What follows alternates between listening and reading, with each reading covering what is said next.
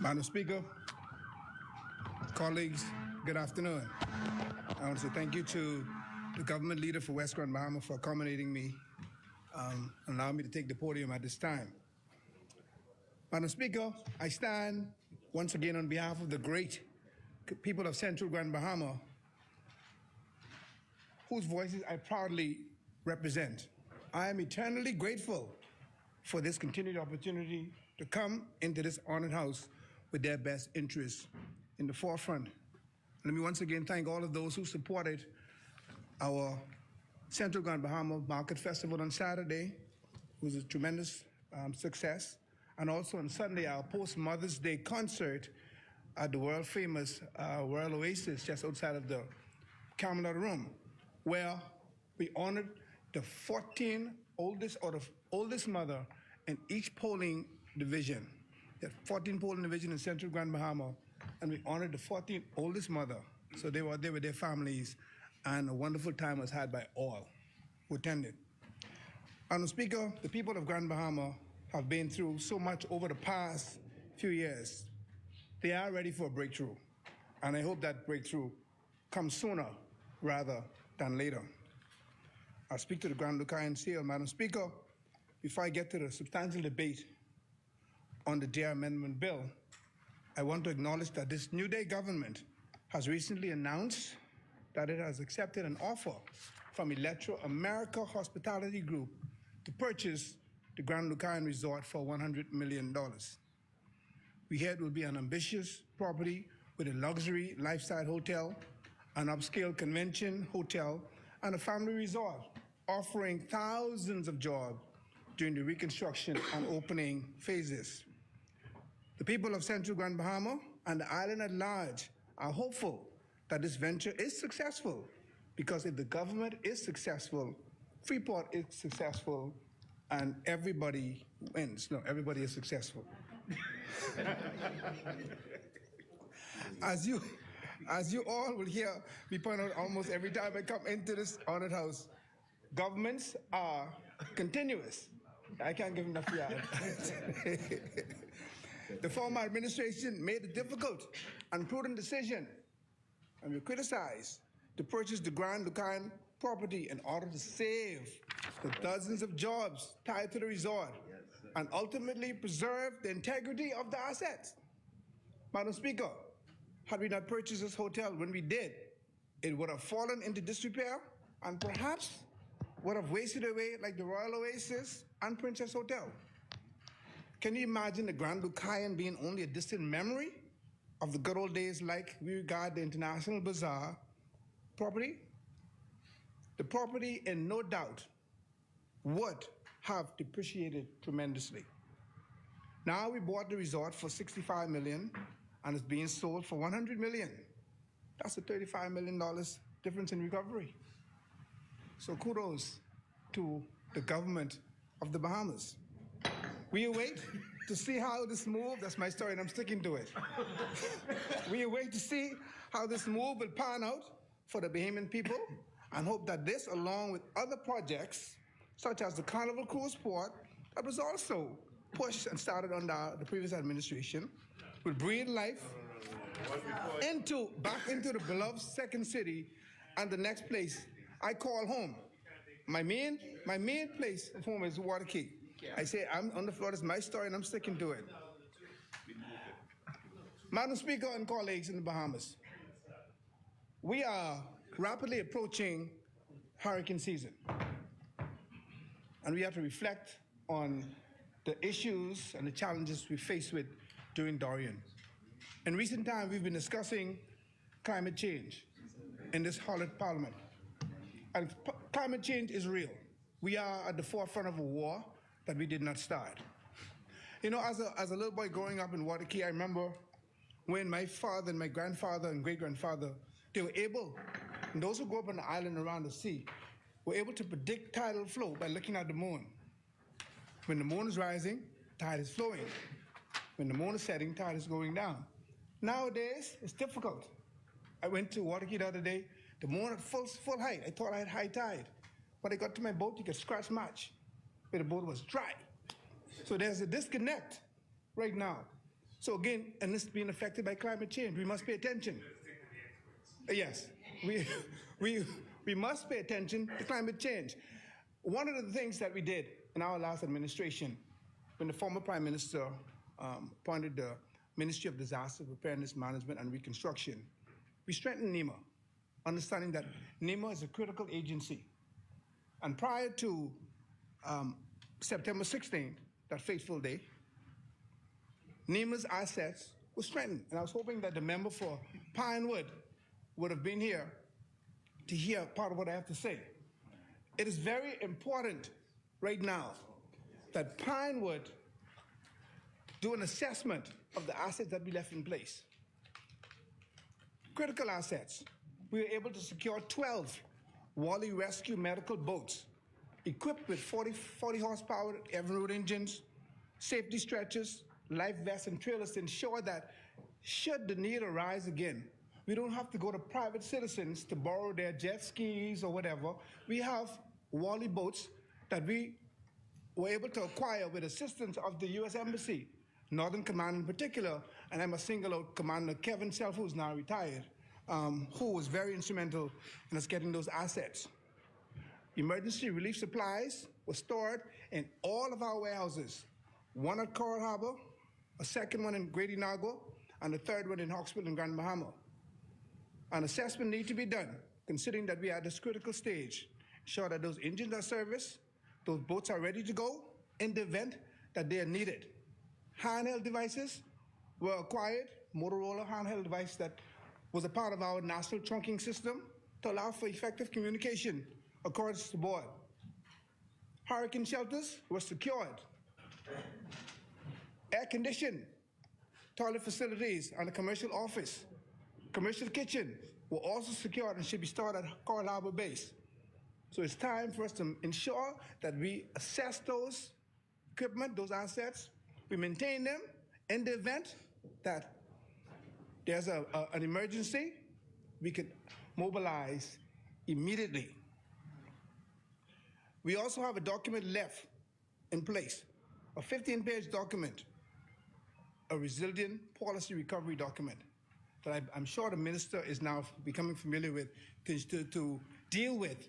How do we effectively and immediately go into recovery mode, into prevention, into management and recovery mode immediately following a disaster? Everything is in place. So I admonish you, Minister, to ensure that those assets are up and running, because if we remember in 2020, we said, and I talk about the disconnect between the tide and the moon now. In 2020, in April, we had our first hurricane. I remember in cabinet, I asked the then Prime Minister to allow me to leave the room. We had to mobilize a team in Grand Bahama to go to Sweeting Ski to rescue those persons from the island of Sweeting Ski, to bring them on the mainland in April. So now June to November is no longer. We have to be ready at all times to go into those emergency mode. So just a bit of advice, and I'm here for support. Whenever you need, call on me, I'll be happy to lend as much support as I can. Thank you. This week, as we can see, parts of New Providence saw a downpour of rain that completely flooded major thoroughfares and residential areas. This is just a warning for what may be to come in the upcoming hurricane season. I pray to God that a Dory never hits New Providence, because New Providence, all of our critical assets. So we need to decentralize. We need to have redundancies, not in New Providence, but in other islands, where if one shuts down, we can continue on with our government business. So again, just a bit of advice. I want to urge the Bahamian people that it's never too early to start your hurricane preparation. Ensure that you have the necessary equipment and items now, and your buildings and homes are up to code. Very important. Also seek to remove the debris and possible dangerous projectiles away from your homes by cutting down tall trees and dumping bulky items and derelict vehicles. Although the official start of the Atlantic hurricane does not officially begin until June, like I said earlier, climate change has now proven otherwise. Now, the reason why we're here today, I believe it is to speak to the amendments to the DARE bill. Madam Speaker, I turn my attention to the digital assets and Registration Exchange. And as I promised you, West Grand Bahama, I will not be long.